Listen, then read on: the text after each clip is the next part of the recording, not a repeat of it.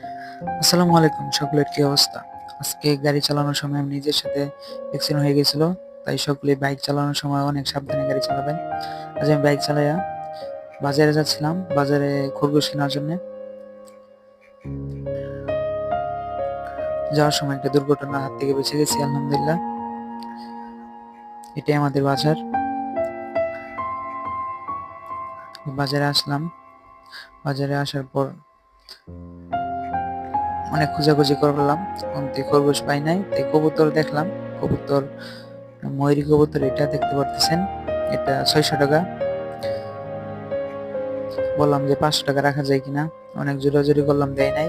50 টাকা কম দিয়া এটা নিয়ে ফেলছি। পরে আরেক বড় ভাইয়ের কাছে গেছি, রেসিং কবুতর একটা, 600 টাকা, 500 টাকাতে নিয়ে নিলাম। দুইটা কবুতর 1100 টাকা পড়ছে।